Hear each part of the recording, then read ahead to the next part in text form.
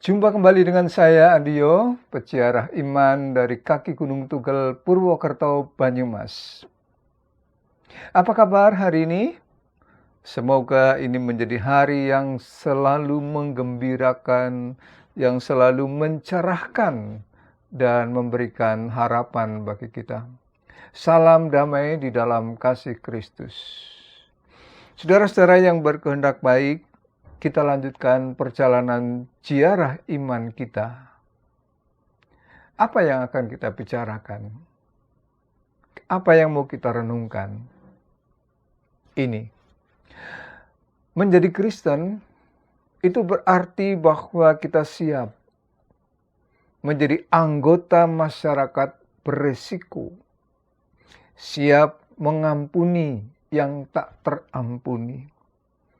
Karena kita sudah mendapat anugerah pengampunan tanpa batas dari Allah. Menjadi Kristen artinya kita siap memberi yang tidak mempunyai. Karena kita sudah diberi dari yang teramat penting, yaitu keselamatan dari Tuhan. Berita baiknya, tidak ada yang sia-sia dari jerih lelah dan jerih payah kita. Mari kita berdoa. Terpujilah namamu ya Allah yang maha pemberi dan maha pengampun.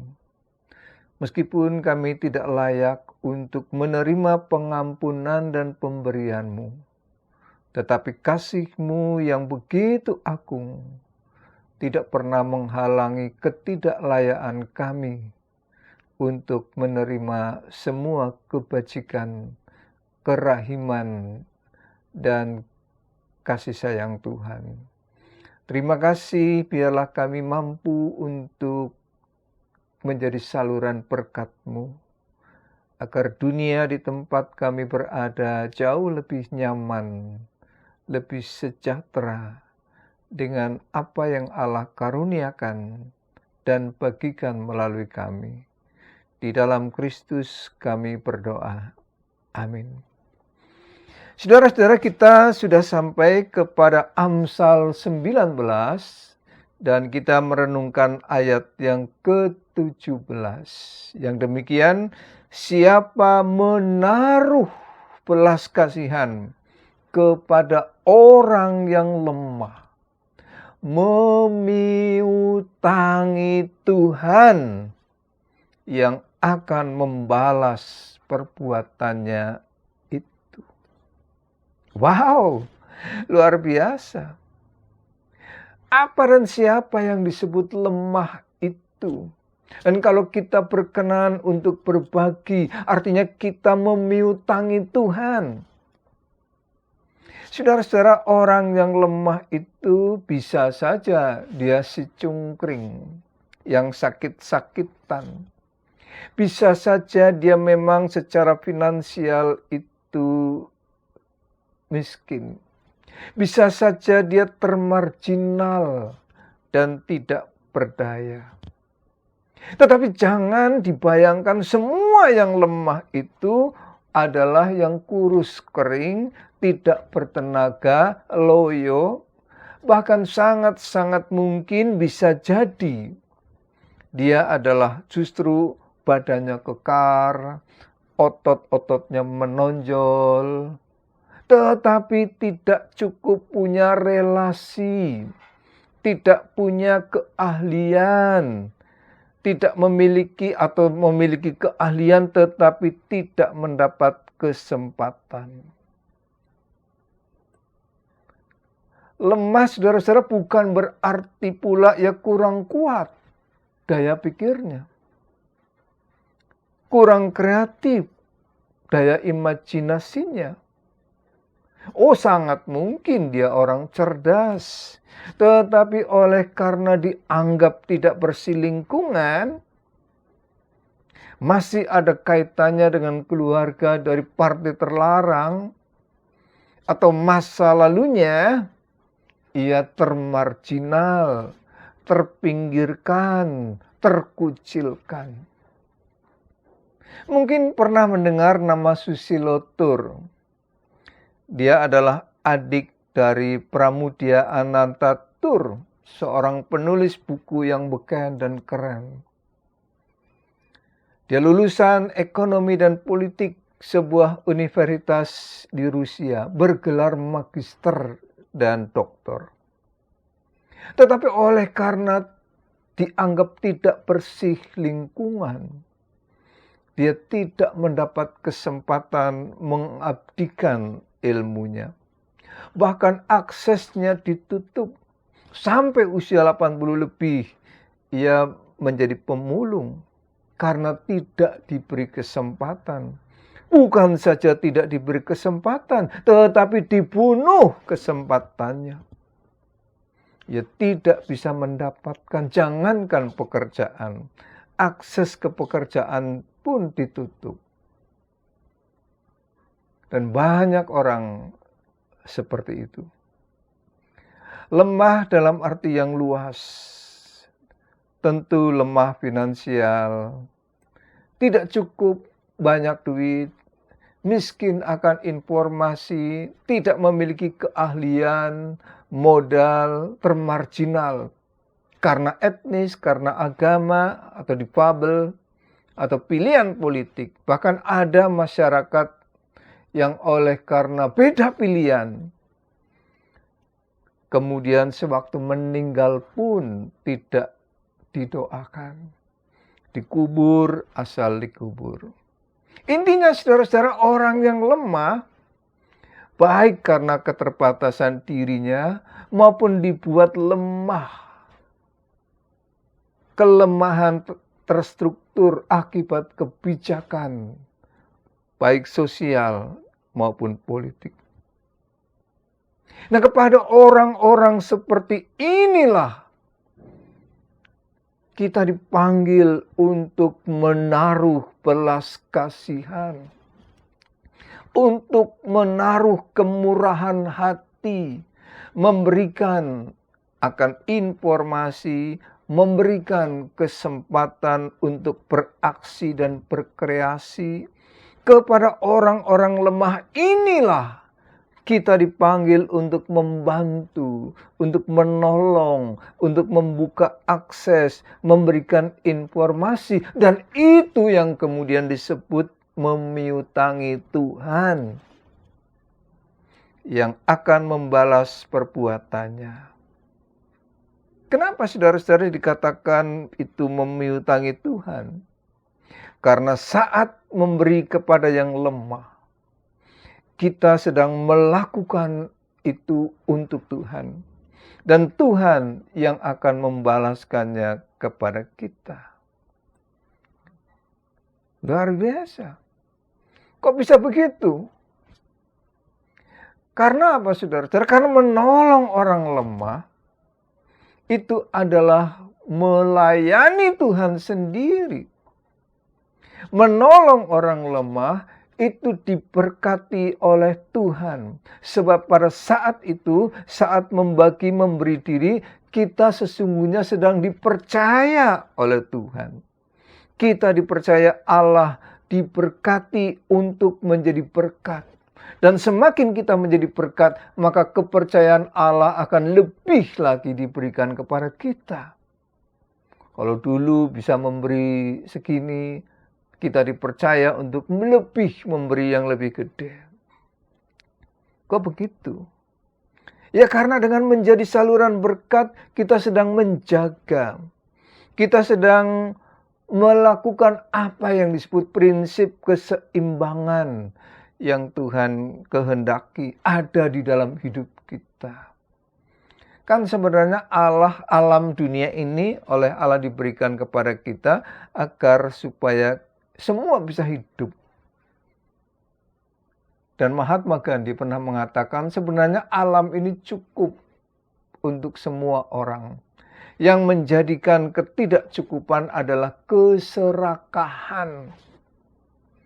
Nah saudara-saudara sekalian, Tuhan ingin kita menjadi saluran berkat. Apalagi kalau kita berada di posisi yang memungkinkan. Kita sebagai pemegang kunci punya wewenang dan diberi kewenangan untuk itu.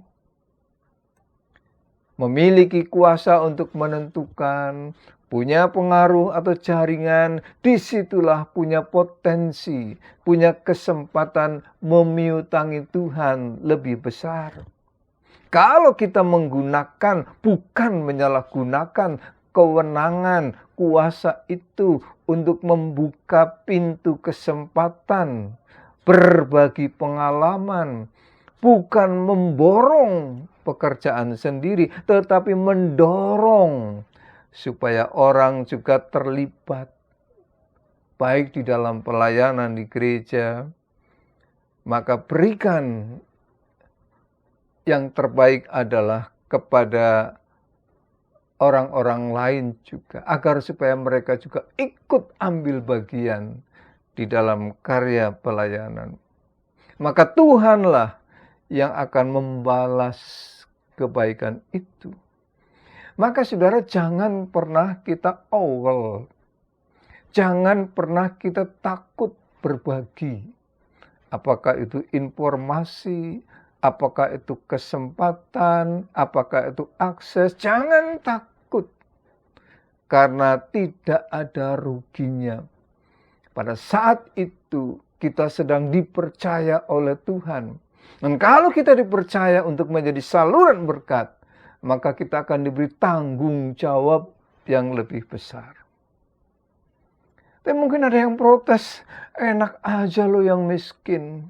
Coba lo di sini, di sisi gue ini, lo jadi gue, bisa enggak? Mau enggak? Nah, saudara-saudara sekalian, enak mana sih sebenarnya memberi dan diberi itu? Sebagian orang mungkin mengatakan enak diberi dong. Kalau memberikan artinya ada yang berkurang dari apa yang kita punya. Tetapi benarkah orang bisa memberi itu dari mana, saudara-saudara? Kalau saya tanya, apakah dari kelebihan atau kekurangan? Orang memberi pasti punya kelebihan. Hanya orang kekurangan yang tidak bisa memberi. Dan hanya mereka yang punya lebih yang bisa memberi. Jadi kalau ditanya lagi, lebih suka punya kelebihan atau kekurangan? Enak tangan di atas atau tangan di bawah? Menadahkan tangan. Ya enak di atas dong. Itu artinya kita memiliki lebih, bisa mengucurkan berkat. Memiliki itu, saudara-saudara, tentu tidak sempit. Hanya duit saja. Tetapi memiliki itu juga punya arti yang luas. Akses, informasi, wawasan, pengalaman iman, kesempatan, talenta, waktu, kegembiraan, senyum. Itu semua adalah memiliki. Kita punya potensi. Itu semua kepunyaan. Dan bisa dibagikan. Kalau mau. Yang simpel aja lah. Yang murah, tidak mengurangi budget kita. Senyum misalnya. Sepele kan, saudara-saudara, yang namanya senyum itu. Tetapi tahukah kita bahwa pemberian senyum itu dapat membangkitkan kebahagiaan diri sendiri dan orang lain. Siapapun akan terkesan kalau kita senyumnya tulus, manis lagi. Aduhai manisnya, indahnya. Kita pasti terkesan tertolong.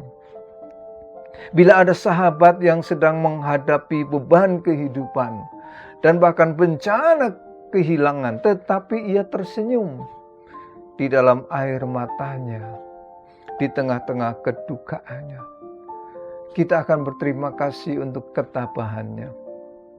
Bunda Teresa pernah berujar, orang yang memberi dengan senyum adalah pemberi terbaik. Karena Allah mengasihi orang yang memberi dengan sukacita. Dan katanya lagi, kedamaian berasal dari sebuah senyum. Indahnya senyum itu ternyata menular. Satu senyuman dapat membuat beberapa orang ikut tersenyum. Karena Anda akan terlihat lebih baik kalau kita tersenyum. Sederhana, saudara-saudara, ekonomis, tapi berharga. Itu bisa dibagikan. Meskipun demikian, jangan perbuatan baik kita itu kita jadikan sebagai pancingan. Ibaratnya mancing teri supaya dapat kakap. Juga jangan jadi motif utama, tapi motifnya adalah mewujudkan cinta Tuhan. Ini yang paling dan perlu diutamakan. Kita adalah orang-orang yang sejatinya berhutang kepada Tuhan, karena Dia sudah menganugerahi kita segala sesuatu, dan terutama keselamatan. Oleh karena itu sepatutnya kita bermurah hati, berbelas kasihan, terutama kepada orang yang lemah, yang butuh alamat, butuh informasi, butuh peneguhan, butuh kekuatan, butuh penghiburan. Dan kalau perlu juga butuh dana. Disitulah kata Yesus, "Aku ada dan engkau melayani aku," katanya. Sampai jumpa di perjalanan ziarah berikutnya. Tuhan memberkati kita semua. Amin.